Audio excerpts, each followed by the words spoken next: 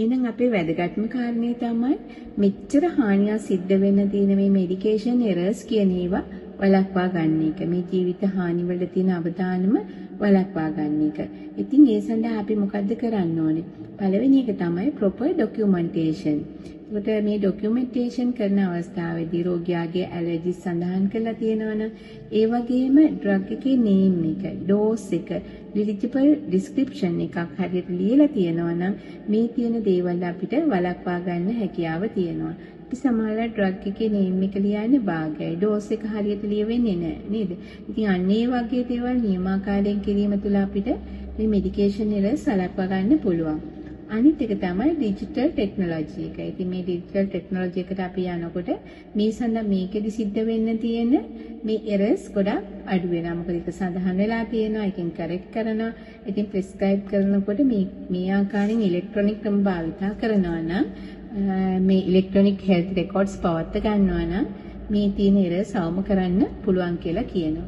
ඊළඟ එක තමයි අපිට තවත් වැදගත් වෙන එක තමයි සේෆ් ස්ටෝරේජ් කියන එක. ඉතින් මම සඳහන් කරා ලාසා කියන ඖෂධය.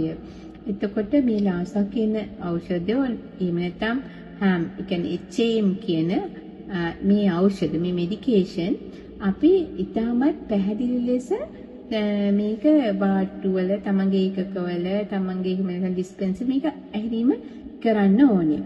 ඉතින් ඒක ඉතාමත්ම වැදගත් වෙනවා. මොකද එකම ශබ්දය තියෙන, එකම පාට තියෙන, ඒ වගේම එකට ප්‍රොනවුන්ස් වෙන ඒ වගේ මෙඩිකේෂන්ස් තියෙනවා. මම මුලින් සඳහන් කරා වගේ. ඉතින් එතකොට ඒවා අපි නියමාකාරයෙන් ලේබල් කරනවා නම්, නියමාකාරයෙන් අසුරලා තියෙනවා නම්, ඒ පිළිබඳව අනිත් අය දැනුවත් වෙලා තියෙනවා නම් මේ වගේ වෙන මෙඩිකේෂන් එරර්ස් අපිට වළක්වා ගන්න පුළුවන්කම තියෙනවා.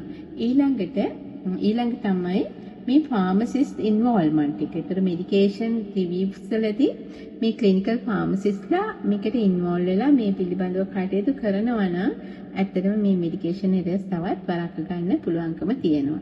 ඊළඟට double check-in, independent double check-in කියන්නේ තමන් විසින්ම මේක චෙක් කරනවා. ඒ වගේම තමයි තනියෙන් නෙමෙයි අපි ඖෂධය ලබා දීමේදී තව එක්කෙනෙක් එක්ක එකතු වෙලා රෝගියාට ඖෂධය දෙන්න කලින් තව එක්කෙනෙක් එක්ක එකතු වෙලා අපිට මේ ඖෂධය ලබා දීම පිළිබඳව එක චෙක් කරනවා. ඩ්‍රග් එක අපි අරගෙන බලලා රෝගියාට දෙන්න කලින් අපිට කියන්න පුළුවන් මිස් මේක පොඩ්ඩක් බලන්න, මේක අපි දෙන්නත් එක චෙක් කරමු. එතකොට එතෙන්දිත් අපිට මේක අවම කරගන්න හැකියාව තියෙනවා. ඊළඟ එක තමයි හෙල්ත් ස්ටාෆ් එක.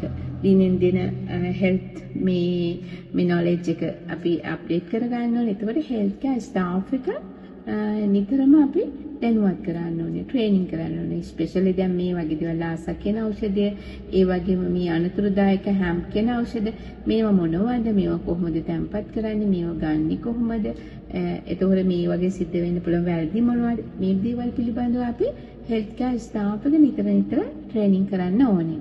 ඊළඟ එක තමයි හෙල්ත් කේර් ස්ටාෆ් එක මේ පිළිබඳව දැනුවත් වෙනවා වගේම පේෂන්ට්ස්ත් මේ පිළිබඳව අපි දැනුවත් කරන්න ඕනේ. එයාගේ ඒ සඳහා අපිට අපි කියමුකෝ සායනිකින් ඖෂධ නිකුත් කරනවා නම් නැත්නම් රෝගියා ඩිස්චාර්ජ් වෙලා යනකොට මේ අපි මේ එයාට අවශ්‍ය උපදෙස් ලබා දෙනවා නම් අන්න ඒ වගේ වෙලාවට පේෂන්ට් කවුන්සලින් කරනවා නම් අපි රෝගියාට හැම රෝගියෙකුටම වෙනම එයාගේ තියෙන මෙඩිකේෂන් මොනවද, ඒ වගේ පාට, ඒ වගේ තියෙන හඬ, මේක ගන්න කොයි වෙලාවටද, කී පාරද කියන එක මේ පිළිබඳව අපි දැනුවත් කරනවා නම් ඇත්තටම අපිට මේ මෙඩිකේෂන් එරර්ස් වෙන්න තියෙන අවස්ථාවන් බොහෝ විට අපිට මගහරවා ගන්න පුළුවන්. ඒ වගේම මේ ජීවිත හානි වෙන්න තියෙන මේ තියෙන රිස්ක් එක අපිට අඩු කර ගැනීමේ හැකියාව තියෙනවා.